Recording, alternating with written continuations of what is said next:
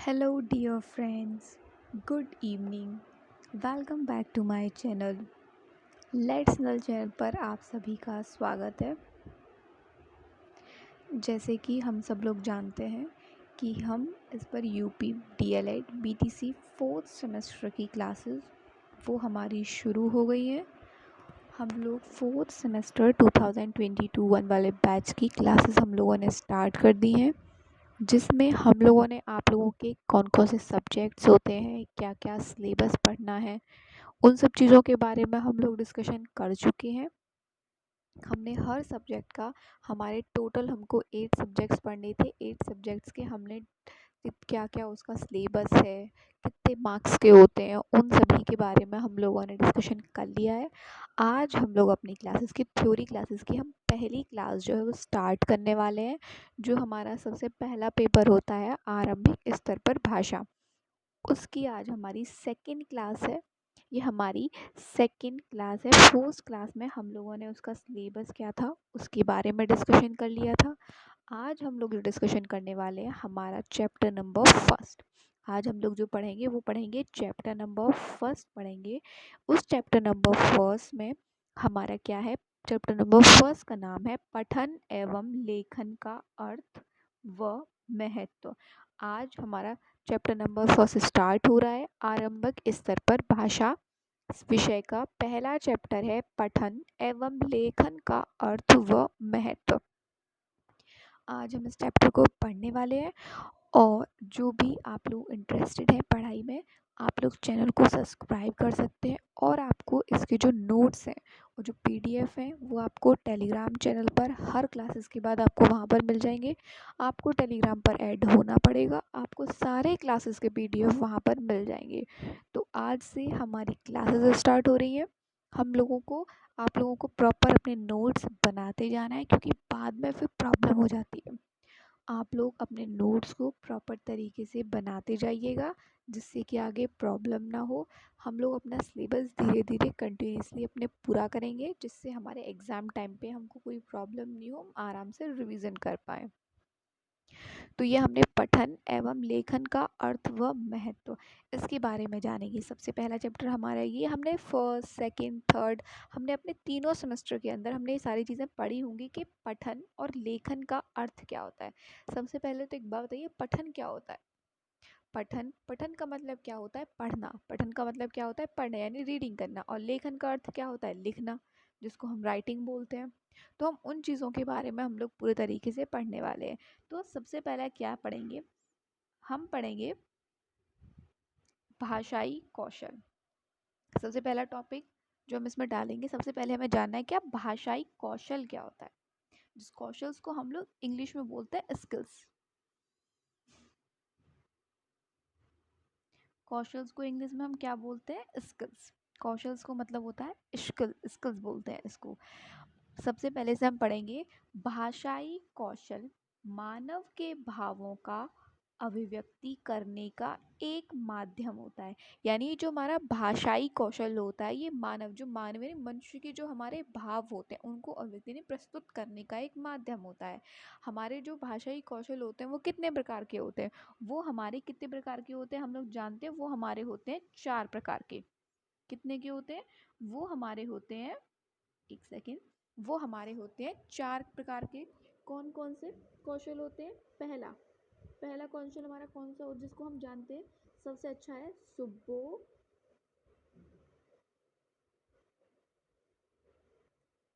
पाली, जिसको कहा जाता है सुब्बो पाली। भाषा के जो हमारे कौशल हैं वो कौन कौन से होते हैं, 4 होते हैं, जिसको संकुचित भाषा हम कह सकते हैं सुब्बो पाली। सु सु का अर्थ क्या होता है, सबसे पहला होता है सु। सु का अर्थ होता है सुनना। सु का अर्थ क्या होता है, सुनना। दूसरा दूसरा क्या होता है, सुबो, तो यानी बोलना। बो से क्या होता है, बो से होता है बोलना।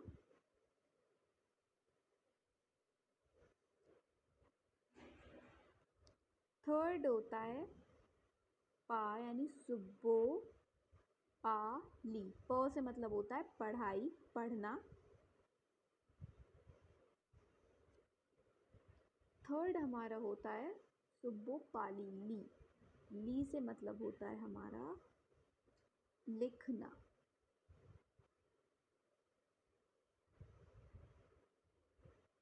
क्या होता है हमारा फोर्थ होता है ये लिखना। तो सबसे पहला हमारा कौन सा होता है? पहला हमारा होता है सुब्बोपाली। कौन कौन से? सुब्बोपाली। फर्स्ट यानी सुनना। हमने देखा होगा जब छोटे बच्चे होते हैं, जब वो कोई छोटा बच्चा होता है उसे जो उसकी भाषा का जो विकास होता है वो किसके ज़रिए होता है? सुब्बोपाली यानी एक क्रम में। सबसे पहले जब बच्चा छोटा होता है तो पहले वो सुनना सीखता है। क्या सीखता है? सबसे पहले उसके भाषा का जो विकास होता है वो कैसे होता है? सबसे पहले छोटा बच्चा क्या सीखता है? पहले वो सुनना सीखता है। जब कोई छोटा बच्चा होता है तो हमने अपने घर और परिवारों में भी देखा होगा कि जो हमारे पेरेंट्स या फिर हमारे जो माता पिता होते हैं वो छोटे छोटे बच्चे को कुछ बुलवाते हैं, उसके कहते हैं पापा मम्मी, उसको आसपास की कहानियाँ सुनाते हैं। वो छोटा बच्चा भी जानता तो किसी चीज़ के बारे में है नहीं, लेकिन हम उसको सुनाते हैं। क्या करते हैं? अपनी बातों को बोलते हैं तो वो बच्चा क्या करता है? सुनता है। क्या करता है वो बच्चा? सुनता है। सुनने के बाद हम उसको बोलना सिखाते हैं धीरे धीरे। जब बच्चा सुनेगा तो उसके दिमाग में उसके भावों की उसके अब भाव विकसित होंगे, उसके विचार उत्पन्न होंगे। तो वो धीरे धीरे करके अपने शब्दों को बोलना स्टार्ट करता है। बोलता है पा एक शब्द, फिर माँ, इस तरीके से वो एक दो शब्द मिलाकर बोलता है। बोलने के बाद बच्चा पढ़ना सीखता है। क्या सीखता है? पढ़ना। जब पहले सबसे पहला काम करे क्या करता है बालक? सबसे पहले वो सुनता है चीज़ों को, उसके बाद बोलता है, बोलने के बाद चीज़ों को पढ़ना शुरू करता है। क्या करता है? पढ़ना शुरू करता है। और चौथा यानी सबसे लास्ट में क्या करता है? वो लिखता है। लास्ट में क्या करता है? वो लिखता है। तो सबसे पहला क्या काम क्या होता है बच्चे का? सबसे पहला यही होता है कि सबसे पहले बच्चा सुनता है, सुनने के बाद बोलता है, और बोलने के बाद में क्या करता है? वो पढ़ता है, पढ़ने के बाद में क्या करता है? लिखता है। तो यानी हमारे भाषाई कौशल का विकास एक तरीके से क्रमबद्ध तरीके से होता है। किस तरीके से होता है? क्रमबद्ध तरीके से होता है। और जो अभिव्यक्ति मतलब जो हम खुद में स्वयं में ग्रहण करते हैं कौन सा? एक तो पढ़ना, पढ़कर या फिर लिखकर। अभिव्यक्ति क्या होती है? हमने पढ़ा था फर्स्ट सेकंड थर्ड सेमेस्टर में। अभिव्यक्ति वो होती है किसी चीज़ को मतलब किसी ज्ञान को ग्रहण करना। जो ग्रहण करते हैं हम वो क्या चीज़ करते हैं? तो पढ़कर ग्रहण कर सकते हैं या फिर लिखकर ग्रहण कर सकते हैं। तो उसको क्या कहते हैं? अभिव्यक्ति कहते हैं। तो हम पढ़ेंगे भाषाई कौशल। भाषाई कौशल मानव के भावों का अभिव्यक्ति करने का एक माध्यम होता है। यानी भाषाई कौशल के माध्यम से मनुष्य क्या करते हैं? अपने भावों को एक भावों का एक अभिव्यक्ति करने का एक मतलब प्रस्तुत करने का एक क्या होता है? माध्यम होता है। यह विचार विनिमय का एक साधन है।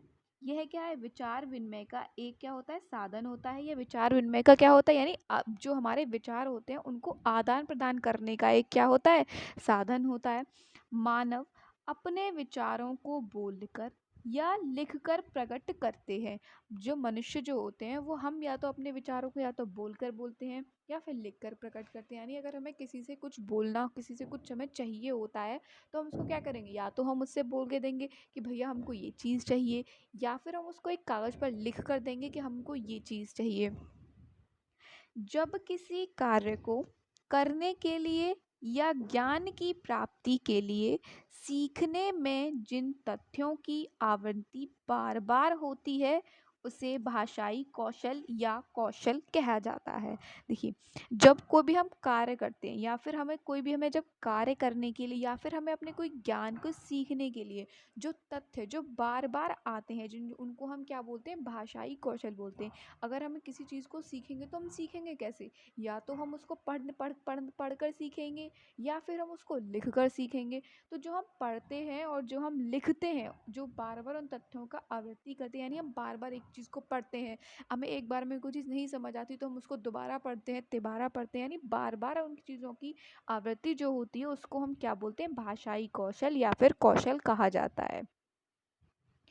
कौशल को पढ़कर या बोलकर व लिखकर को ग्रहण करना या बोलकर ग्रहण करना ग्रहण कौशल कहलाता है।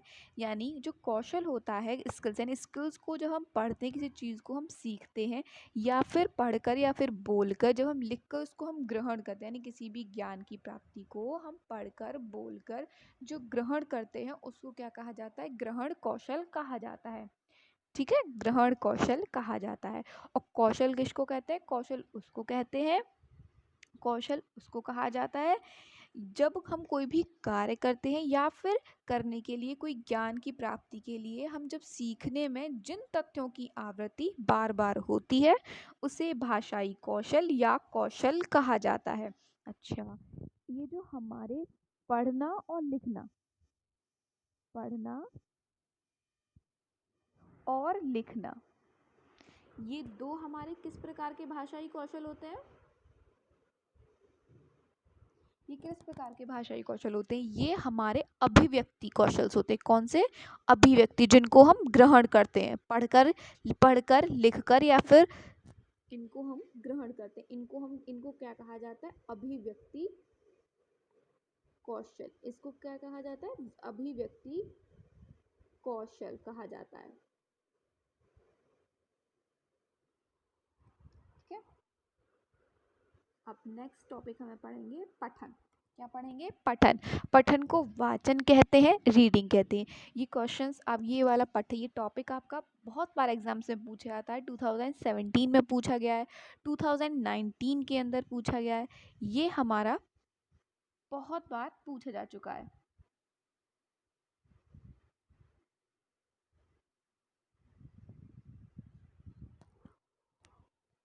पठन का शाब्दिक अर्थ। अच्छा, पठन का शाब्दिक अर्थ क्या होता है? पठन का मतलब होता है पढ़ना। पठन का अर्थ क्या होता है? पठन का अर्थ होता है पढ़ना, यानी किसी चीज को हम पढ़ते हैं। ज्ञान अर्जित करने के लिए हम क्या करते हैं? किसी चीज को पढ़ते हैं ना, बार बार पे। अभी जो मैं आपको कर रही हूँ, क्या कर रही हूँ? आपको पढ़ा रही हूँ। तो इसी तरीके से क्या, उसका पठन का अर्थ, शाब्दिक अर्थ क्या होता है? पढ़ना। लिखित भाषा को पढ़ने और पढ़कर उसका अर्थ समझने की क्रिया को पठन कहा जाता है। यानी जो भाषा लिखी हुई है उसको पढ़ने और पढ़कर उसका अर्थ समझने की क्रिया को पठन कहा जाता है। क्या कहा जाता है? पठन कहा जाता है। जब हम कोई लिखित भाषा, जो हमको लिए सब कॉपी किताब होती है हमारी, उनमें लिखा होता है, जब हम उसको पढ़ते हैं और उससे जो उसका अर्थ है उसको समझने की क्रिया, यानी जब उसके अर्थ पढ़कर अर्थ निकालते हैं, अर्थ को समझते हैं, तो उस प्रक्रिया को क्या कहा जाता है? पठन कहा जाता है। अर्थ और बोध और भावानुमति पठन क्रिया के आवश्यक तत्व होते हैं।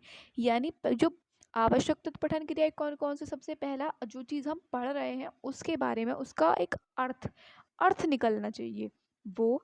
और बोध, यानी जो हम पढ़ रहे हैं उसका हमें बोध होना चाहिए। और भावानुभूति, भावानुभूति मतलब हम जिस भाव से उसको पढ़ रहे हैं, किस भाव से पढ़ रहे हैं। हम केवल ये नहीं कि हम रट्टा मारते चले गए उस चीज़ को, नहीं।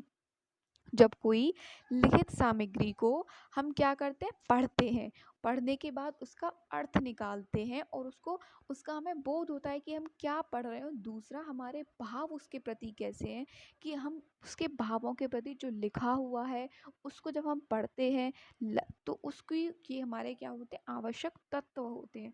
पढ़ने का अर्थात अर्थ यही नहीं होता कि केवल हम उसको रट्टा मार के पढ़ते चले गए, चाहे वो चीज़ हमें समझ में आई हो या समझ में नहीं आई हो, ये नहीं। जब तक हम उसको, लिखित सामग्री को पढ़ने और पढ़कर उसका अर्थ समझने की क्रिया को पठन कहा जाता है।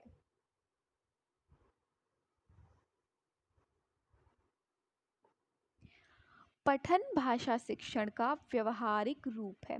पठन क्या है? पठन हमारी भाषा शिक्षण का एक व्यवहारिक रूप है। नेक्स्ट टॉपिक हम करेंगे पठन की विशेषताएं। पठन की विशेषताएं क्या क्या होती हैं? लिखे हुए अर्थ, लिखे हुए से अर्थ गणना ही पढ़ना होता है। जो लिखा हुआ है उसका हम अर्थ जो गणना करेंगे वो ही क्या कहलाते हैं? पढ़ना होता है। क्या होता है? पढ़ना होता है।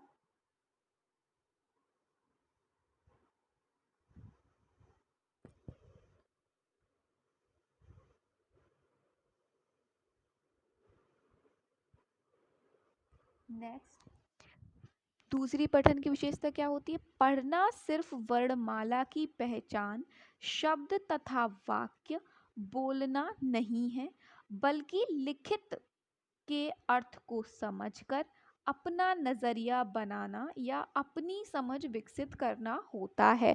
पढ़ने का अर्थ सिर्फ यही नहीं होता कि जो शब्द लिखे हुए हैं उनकी पहचान करना, या फिर जो वाक्य हैं वर्णमाला हैं उनकी पहचान करना, या फिर वाक्य को बोलना ही नहीं होता है।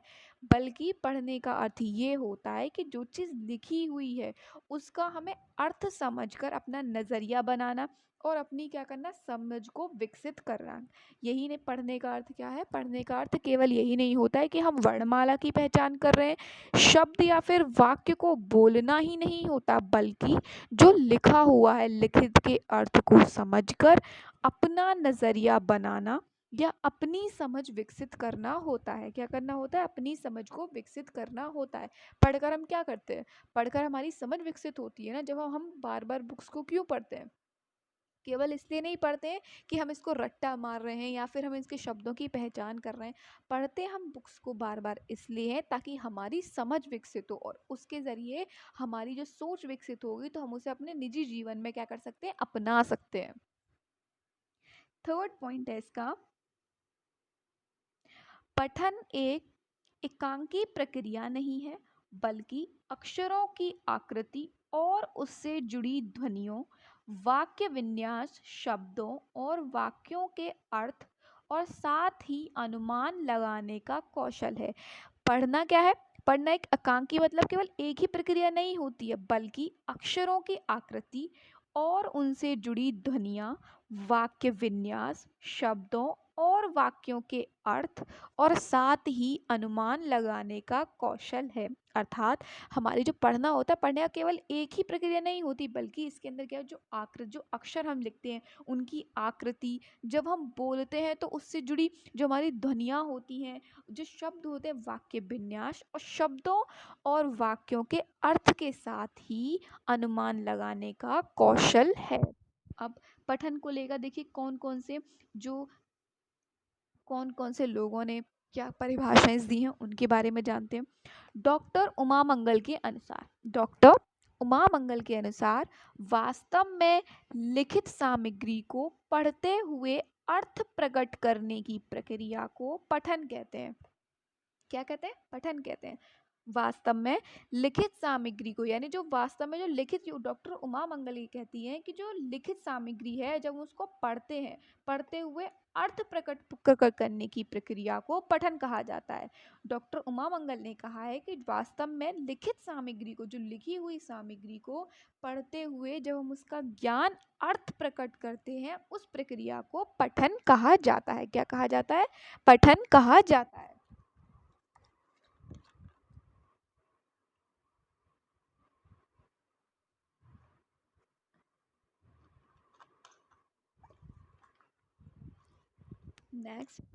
नेक्स्ट है डॉक्टर रघुनाथ सफाया के अनुसार। जो डॉक्टर रघुनाथ सफाया, उन्होंने क्या बताया, देखो, पूर्ववृत्त ध्वनियों के प्रतीक लिपिबद्ध शब्दों को पढ़कर अर्थ ग्रहण करने की प्रक्रिया को वाचन कहते हैं। वाचन का मतलब भी पठन ही होता है। वाचन का मतलब भी पठन ही होता है, ठीक है। पूर्व ध्वनियों के प्रतीक, यानी जो पहले से जो ध्वनिया के जो प्रतीक हैं, लिपिबद्ध शब्दों को पढ़कर, जो शब्द लिखे हुए हैं उनको पढ़कर अर्थ ग्रहण करने की प्रक्रिया को वाचन कहते हैं। क्या कहते हैं? उसको क्या कहते हैं? वाचन कहते हैं। डॉक्टर रघुनाथ सफाया के अनुसार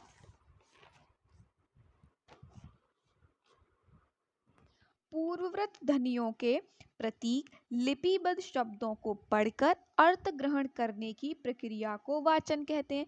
उमा मंगल ने भी ये बताया था। उमा मंगल ने क्या कहा था पठन के बारे में? वास्तव में लिखित सामग्री को पढ़ते हुए अर्थ प्रकट करने की प्रक्रिया को पठन कहते हैं। और डॉक्टर रघुनाथ सफाया के अनुसार पूर्ववत ध्वनियों के प्रतीक लिपिबद्ध शब्दों को पढ़कर अर्थ ग्रहण करने की प्रक्रिया को वाचन या पठन कहते हैं। पठन हमारा वास्तव में होता क्या है? पठन होता है लिखित भाषा को पढ़ने और पढ़कर उसका अर्थ समझने की प्रक्रिया को पठन कहा जाता है। क्या कहा जाता है? पठन कहा जाता है। अब नेक्स्ट टॉपिक,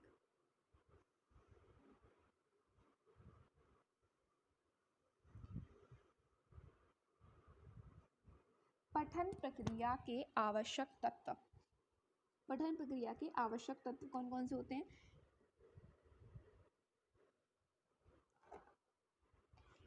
वाचन करते समय शिक्षक को इस बात का विशेष ध्यान रखना चाहिए कि उसकी पठन मुद्रा ठीक है या नहीं।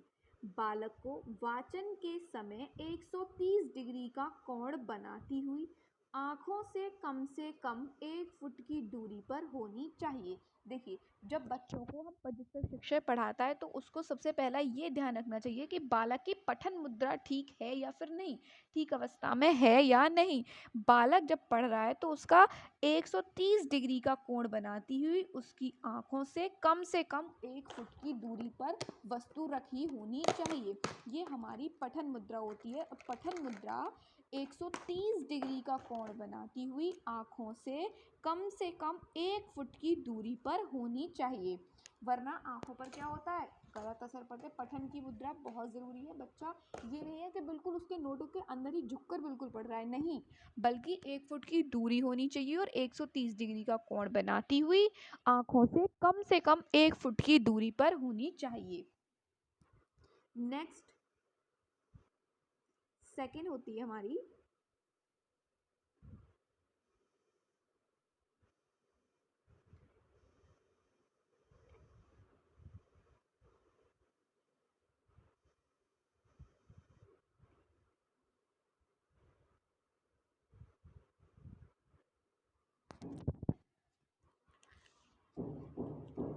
पठन के विकास के लिए उसके उच्चारण पर विशेष ध्यान देना चाहिए। देखिए, जो पठन प्रक्रिया के समय में शिक्षक को ये ध्यान देना चाहिए कि उसका जो उच्चारण है, पठन के विकास के लिए उसके उच्चारण पर विशेष ध्यान देना चाहिए कि बालक सही शब्दों का उच्चारण कर पा रहा है या नहीं कर पा रहा, या फिर वो श को श बोल रहा है, स को स बोल रहा है। तो हमको ये सबसे पहले ध्यान होना चाहिए जब बच्चा पढ़ाई पठन प्रक्रिया के समय में, शिक्षक को इस बात का विशेष ध्यान रखना चाहिए कि जो वो उच्चारण कर रहा है, जो अपने शब्दों का जो उच्चारण कर रहा है, वो सही से रूप से कर पा रहा है या नहीं कर पा रहा है। उसके उच्चारण के विकास के लिए उसके उच्चारण पर विशेष ध्यान जो है देना चाहिए। थर्ड टॉपिक हमारा थर्ड, इसमें किस बातों का ध्यान रखना चाहिए पठन प्रक्रिया के समय में? वह शब्दों को लय के साथ शुद्ध उच्चारण करता है या नहीं, इसका ध्यान रखना आवश्यक होता है। शिक्षक को यह ध्यान रखना बहुत आवश्यक होता है जब बच्चा पढ़ रहा है, जब वो उच्चारण को बोल रहा है तो वो शुद्ध उच्चारण कह पा रहा है या नहीं कह पा रहा, वो एक लय और एक क्रमबद्ध तरीके से शब्दों को बोल पा रहा है या नहीं बोल पा रहा है। ये नहीं कि हमने उससे बुलवाया आम, तो वो आम को बोलेंगे पाम, वो सही शब्दों का उच्चारण नहीं कर पा रहा है। लय में छोटा आ, छोटी ई, छोटा ऊ, बड़ा ऊ, बस छोटा आ, बड़ा आ, छोटी ई, बड़ी ई, इनको ना बोलकर वो थोड़े क्रमबद्ध तरीके में ना बोलकर छोटा आ, छोटी ई, बड़ा ऊ, इस प्रकार से बोल रहा है। हमको इस चीज़ का बहुत ध्यान रखना है कि बच्चे ढंग तरीके से अपनी बात को बोल पा रहा है या नहीं बोल पा रहा है। पढ़ते समय में बालक अपने उच्चारण को ठीक से कह पा रहा है या नहीं कह पा रहा है, अपनी बात को कह पा रहा है, किस प्रकार से कह पा रहा है, उसके उच्चारण की शक्ति वो ठीक है या नहीं है, इन बातों का विशेष ध्यान रखना आवश्यक होता है। हमने सबसे पहले इसमें क्या क्या जाना कि आवश्यक पठन क्रिया के आवश्यक तत्व कौन कौन से होते हैं। पहला, बच्चा की पठन मुद्रा, बच्चे की जो पठन मुद्रा है वो सही है या नहीं, इस बात का ध्यान रखना चाहिए कि जब बालक पढ़ रहा हो तो 130 डिग्री का कोण बनाती हुई आँखों से कम 1 फुट की तो दूरी होनी चाहिए। दूसरा, उसका ये कि उसका उच्चारण पर उसका हमें विशेष ध्यान देना चाहिए। बालक की पठन शैली विकसित करने के लिए उसके शुद्ध उच्चारण करता है या नहीं, इस बात का ध्यान रखना आवश्यक होता है।